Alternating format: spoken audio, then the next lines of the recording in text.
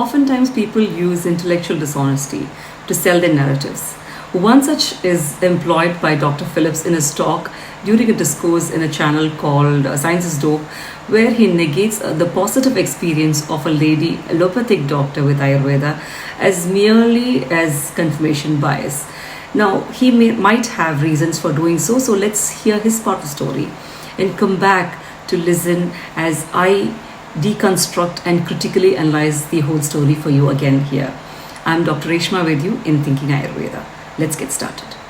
Who is a very famous personality who runs a big chain of hospitals here in Cochin also, and also in the Gulf, in the Middle East. And she had this condition called psoriatic arthritis. So you have psoriasis, which is a skin disease. And when it gets really severe, so she has the palmoplantar variant, where the hands and feet get affected. And that can also affect your wrists, the joints. So that becomes psoriatic arthritis. And it's a very... I would call it as a really difficult disease. For the patient and also for the doctor to manage, because it has waxing and waning periods. So you have good days and you have bad days. And it's a chronic disease. It's a chronic inflammatory disease which requires medical management throughout. And some people grow out of it at some point. It goes into remission, never to come back. So what she did was, like you exactly said, she took up a lot of modern medicine for a long period of time, for months and years, and she had initial good improvement. Then they had bad days, good days, bad days. So she was getting impatient, and then she tried Ayurveda. And once the Ayurveda was started, and that was started at this place called Kottakkal, which is actually one of the big names in Ayurveda industries in the country. It's in Kerala.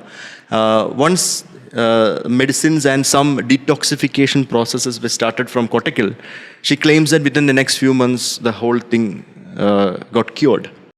Let me rephrase this entire story for you quickly. So the lady allopathic doctor who heads a multitude of clinics and hospitals in India and abroad suffers from psoriatic arthritis, and she starts with allopathic medicine, where the drug of choice would be initially NSAIDs or non-steroidal anti-inflammatory drugs, and DMARDs or disease-modifying agents, anti-rheumatoid drugs, which includes methotrexate as the first drug of choice.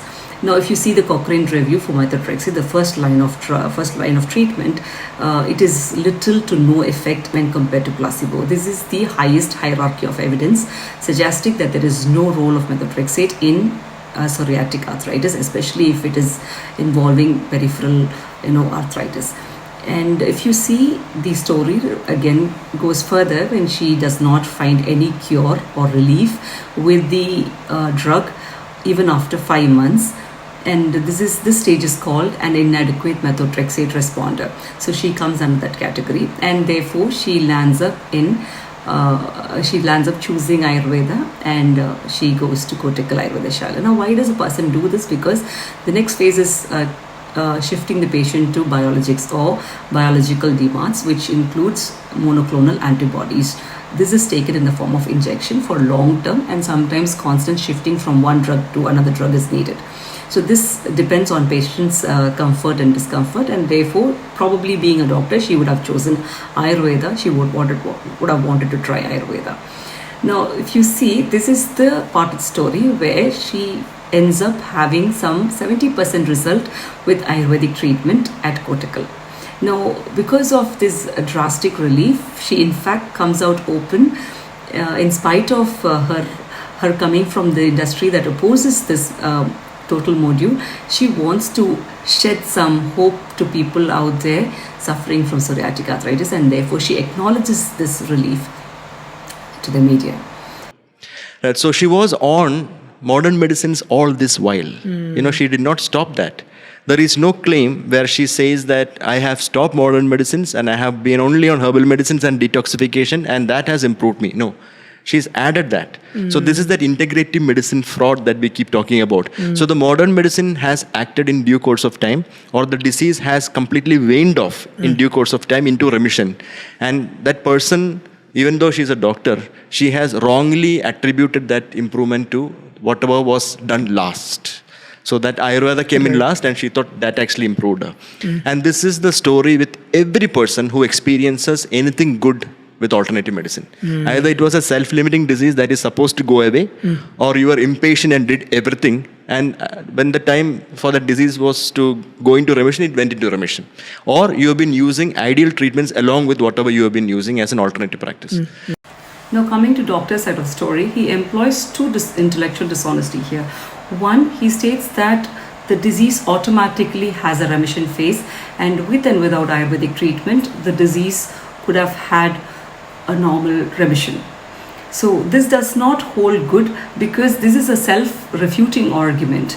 In fact, in scientific inquiry, every disease is helped with one or other drugs to ease out whatever symptoms that is bothering the patient, be it self-limiting, be it remitting, or be it in the waxing or waning structure. All the diseases are taken and clinical trials are done to have effective treatment and management strategies. No, because otherwise even the same question can be asked from an alternative practitioner's point of view. Why employ allopathic drugs when the disease is self-limiting? So this is a vicious cycle. This does not hold good for a scientific inquiry. That is the answer to the first rationale that he substantiates. The second rationale is that all the outcomes in fact are due to the employment of the synthetic DMARDs in this case, and is not because of Ayurvedic medication. Now, coming to the evidences that we have in hand, the Cochrane review is totally suggestive of the methotrexate having little to no benefit in this particular condition. Again, if you see ACR 20, which is American College of Rheumatology 20 criteria, it states that many of the clinical trials out there has failed to produce even 20% improvement in most of the patients. Approximately 60% of patients did not have even 20% of improvement. Now, these are the evidences against this particular disease using any of these modern medicine.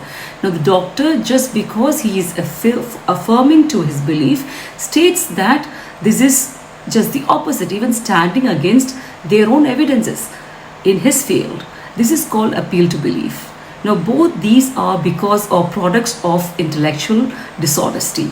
Just to prove that Ayurveda is not working, or pseudoscience, he himself has terribly fallen into different fallacies. Now, look at the probabilities here.